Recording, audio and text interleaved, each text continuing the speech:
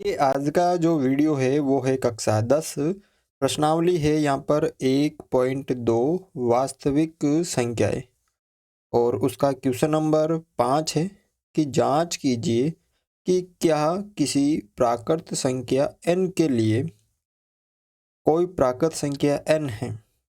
प्राकृत संख्या n का मतलब है 1 से शुरू होती है के लिए संख्या जो है वो 6n। n का मतलब यहाँ पे क्या है, प्राकृत संख्या अंक 0 पर समाप्त हो सकती है। तो यहाँ पर आपको करना क्या है, पहले इसको समझ लेते हैं। कहना क्या चाहता है ये क्वेश्चन कि कोई भी संख्या है प्राकृत संख्या, अगर यहाँ n कुछ भी हो सकता है प्राकृत संख्या में, अगर जैसे 6 की घात n है, ठीक है, क्या है 6 की घात n है। अगर 6 की घात 1 हो तो 6 कम 6 यानी 6 की घात 1 का मतलब 6। अगर 6 की घात n की जगह यहाँ प्राकृत संख्या 2, तो 6 इंटू 6 बराबर 36। अगर 6 की घात 3 हो तो 6 बराबर 216। अगर 6 की घात 4 हो तो 6 यानी 1296।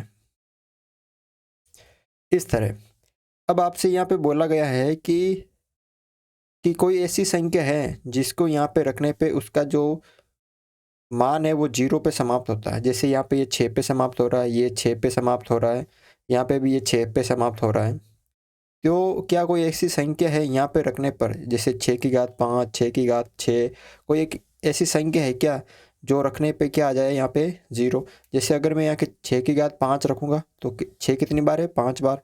क्या 0 आ सकता है पीछे? 6 की घात 6 रखेंगे तो क्या उसका जब गुणा करेंगे तो उसका मान 0 पर समाप्त होता है। तो ऐसे तो हम कर नहीं सकते क्योंकि प्राकृत संख्या होती है वो अनंत होती है। तो यहाँ पर हम पहले देखेंगे जैसे 0 कौन कौन सी संख्या के पीछे आता है, जैसे 10। अब यहाँ पे 10 का आप अभाज्य गुणनखंड करो, 2 इंटू 5। उसके बाद 10 के बाद किसकी आप देख लो, यहाँ पे 20। 2 का भाग दिया, फिर 5, फिर 2, इस तरह 2 दूनी 4 और 5 चौक 20। फिर 30 का भी देख लो आप, 2 का भाग दिया 15 बार, फिर 3 का भाग दिया, फिर 5 का भाग दिया। इसी तरह 50 का देख लो, 2 का भाग दिया 25 बार, फिर 5, फिर 5। तो इसको हम लिख सकते हैं 2 इंटू 5 की घात 2। 100 ले लीजिए यहाँ पे, 2 का भाग दिया 50 बार, फिर 2 का भाग दिया यहाँ पे 25 बार, फिर 5 इंटू 5। तो यहाँ पर 2 की घात 2 इंटू 5 की घात 2। यहाँ पे हम देख लेते हैं जैसे 200। 200 में 2 का भाग दिया 100 बार, फिर ये सारा आ जाएगा 100 में। 2 इंटू 5 पीछे जो 0 आ रहा है उसका हम देखते हैं, 2 की घात 3 और 5 की घात 2। यहाँ पर जैसे हम ले लेते हैं 300। 2 का भाग दिया 300 में 150 बार, फिर 150 में 2 का भाग दिया 75 बार, फिर 75 में 3 का भाग दिया 25 बार, फिर 25 में 5 का भाग दिया 5 बार, फिर 5, 5 एकम 25, 25 दिया 75, 75 दोना 150, 150 यानी 150, 150 को 2 से गुणा किया तो 300। तो देखो 2 की घात 2 इंटू 3 की घात 1 इंटू 5 की घात 2। एक और देख लीजिए जैसे 1000। 1000 में 2 का भाग दिया 500 बार, फिर 500 में 2 का भाग दिया 250 बार, फिर 250 में 2 का भाग दिया 125 बार, 125 में 5 का भाग दिया, फिर 25 बार, फिर 25 में 5 का दिया 5 बार, इस तरह यानी 2 की घात 3 इंटू 5 की घात 3।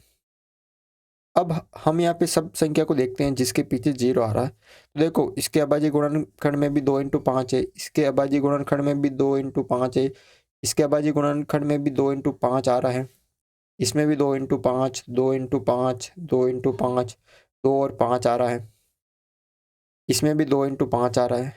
तो इसलिए हम कह सकते हैं कि कोई संख्या जब 0 पर समाप्त हो सकती है कि उस संख्या का अगर हम अभाज्य गुणनखंड करते हैं तो क्या आना चाहिए, 2 और 5 आना चाहिए उसके गुणनखंड में।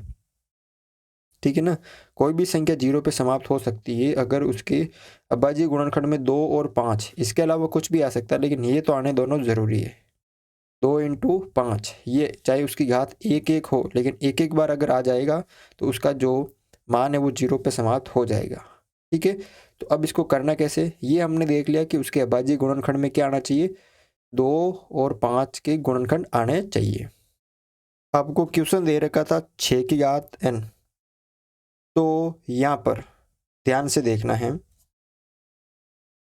6 को मैं क्या लिख सकता हूँ, 6 के जब अभाज्य गुणनखंड करूँगा 2 इंटू 3 और n, यानी 2 की घात n इंटू 3 की घात n। ठीक है, तो अब यहाँ पर इसके देखो अभाज्य गुणनखंड में 2 और 5, 2 आ रहा है लेकिन 5 नहीं आ रहा है। ठीक है ना, तो हम यहाँ पे कह सकते हैं, आपको एक लैंग्वेज लिखनी है कि कोई भी संख्या 0 पर तब ही समाप्त होती है जब उसके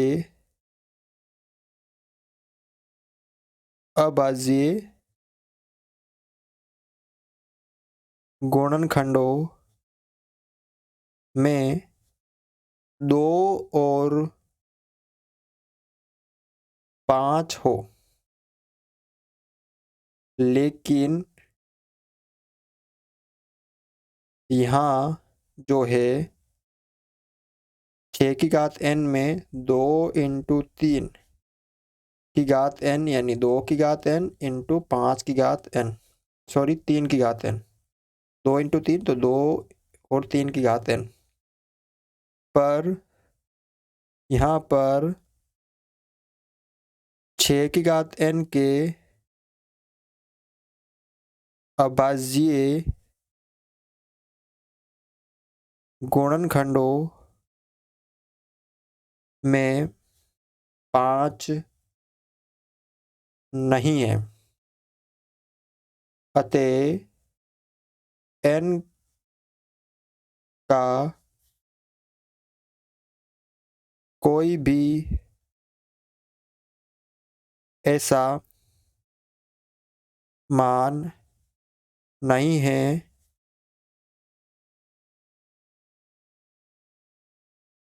जिससे वह 0 पर समाप्त हो जाए। ठीक है ना, तो आपको ये भाषा इसके अंदर लिखनी है। अगर क्वेश्चन आपको अच्छा लगा तो वीडियो को लाइक ज़रूर करें।